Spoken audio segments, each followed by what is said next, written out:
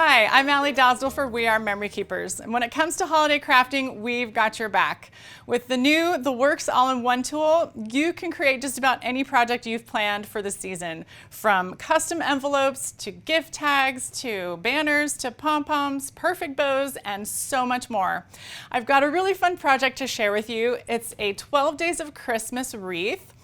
And you can hang this on the wall, you can hang this on your family room door, or you can display it on a wreath stand like I've done here. And the idea with this project is you've got 12 envelopes hanging around this wreath, and you would open one envelope during the 12 days leading up to Christmas. And inside that envelope, there's a 3x4 card that I cut from the Christmas Nutcracker 12x12 stack from Die Cuts with a View. And on the back of that 3x4 card, I typed up some fun Christmas traditions and activities that our family loves to do to get into the holiday spirit. So it might be baking your favorite goodies, or doing a service project in your community, or maybe going caroling or watching your favorite Christmas movie. And your family can look forward to opening one of those envelopes each day and doing one of those fun activities.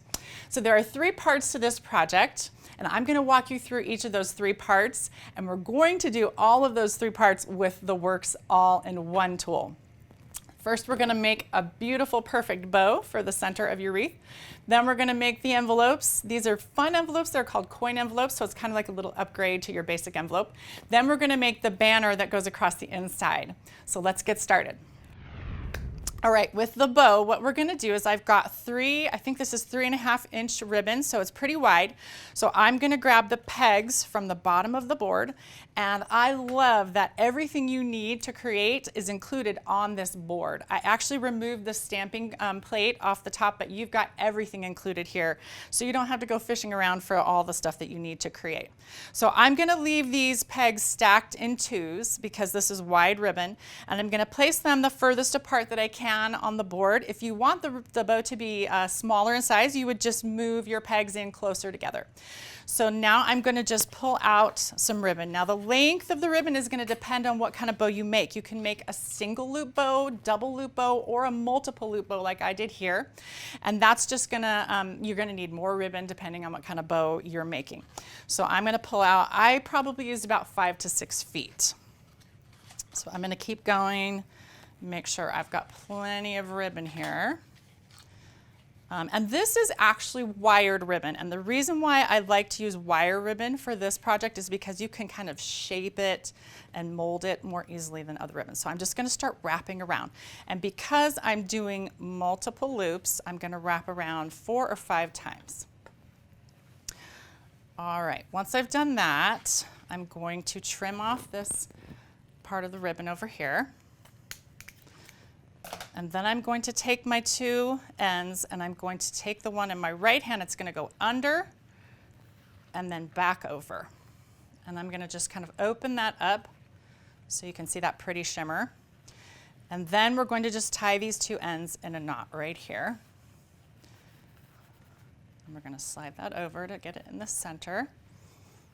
Okay, once I've done that, I'm just going to pull this off, and now I get to kind of arrange the bow to make it look nice and pretty.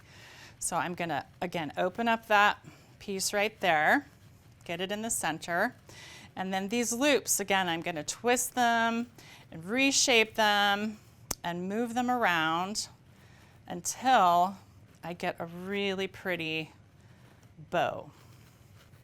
Pull them apart, and again, this is where the wire ribbon comes in handy because you can reshape and flatten everything or fluff it up however you want it to be. So once you've got a bow that you're happy with, you're going to trim the ends. And I like to make what I call dovetails. It's kind of like a V shape. So I'm actually going to go this way. So I am going to double the ribbon over, fold it in half, and then cut an angle like this. And that way you get your pretty V shape, the dovetail, sorry. All right, so we're gonna do that same thing on this side. And then we're ready to go. And the way I attach this is I take a twist tie and I thread it through back here, and then I attach it onto the branch on my wreath. So there's your bow. Let's move on to the envelopes. For the envelopes, here's an awesome trick, guys. Watch. You're just going to pull your guide out of the bottom of the tool, And on here, you've got instructions for creating envelopes, banners, tags, and tabs. Pretty amazing. So we're going to work with the envelopes. It tells you how to create those, and then you flip it over and you've got your measurements here.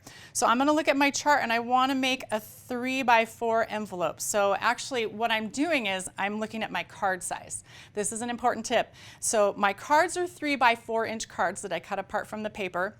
And so that finished envelope is going to be just a little bit bigger than 3x4, so your card slides nice and easily in and out. So for 3x4 envelopes, I need to cut my paper to 5 3/4 by 5 3/4, and I need to line it up on the guide at 2.5. So I've got my paper here. I've already cut one way 5 3/4. Now I'm going to just finish off this last side at 5 3/4. And again, I'm doing this all on the same board, which is so cool. I don't have to get another tool out. So now that I have my 5 3/4, I'm going to just move this flap out. Then I'm going to take my guide and I'm going to line up the envelope arrows on the board and on the guide so they're aligned perfectly with each other. Then, according to this chart, let me grab my score tool again down here, which is super handy. I'm going to line this paper up at 2.5. And then I'm going to score, and we're always going to use the 2-inch score line because that's right at the edge of the guide. We're just going to score down, and then I'm going to rotate clockwise 90 degrees. And there's a little score guide right here on this that I line up that score line right there, and then I score again at 2 inches. And I'm just going to rotate and keep doing that until I've done all 4 sides.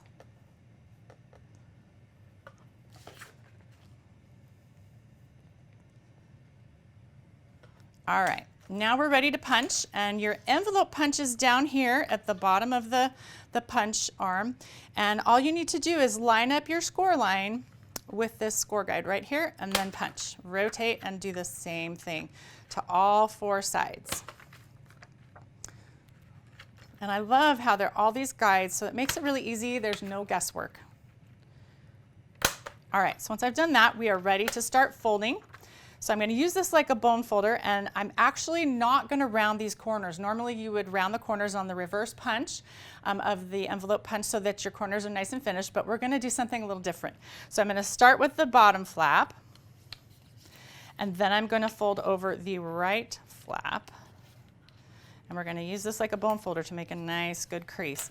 Then I'm going to take some adhesive and tape these 2 parts together. Then I'm going to do the right flap. And what I'm going to do is just trim a little bit off of this. This is the left flap, sorry. Left flap. We're going to trim a little bit off of the left flap, and I'm going to take my scissors and just line it up on this envelope right in the center so that it's straight up and down, and I'm going to trim right there. And that's going to give us this coin envelope look, which is really cool. And the coin envelope also allows us to be able to reopen and close that envelope multiple times without ruining it. So now we're ready for the top flap. Fold that over, crease it, and then we're going to trim just like a 1/2 inch off the top. So I'm going to line my scissors up where these 2 edges meet right there and just trim like a 1/2 inch off. All right, so we're not going to adhere that shut. We're going to do a button and string closure, which is a really fun and cool looking and an easy way to open and close an envelope. Okay, so I've got 2 circles here that I die cut ahead of time, and they are about 3/4 of an inch, maybe 3/8 of an inch, 5/8, sorry. And so we're going to adhere those to the envelope. So I've got some adhesive here. Just going to stick those on. One goes right on the top flap, right in the center. Right there. The other one goes just below that. So it's lined up with the other one. And I use the same paper, but you can use a contrasting color paper if you want to call more attention to that fun little feature on your envelope. Make sure those are lined up nicely. Okay, now I'm going to add some eyelets. So I've got my crocodile. You could also use brads. So the first thing I'm going to do is punch a 3/8 inch. So I'm going to put this in upside down. This is the 3/8 inch, and I'm going to place this in upside down. And I'm going to kind of turn it so I can see where I'm punching. All right, so there's that. And then I'm going to do the top flap. There we go. All right, so now I'm gonna set the eyelets. I'm gonna start with the one on the body of the envelope first.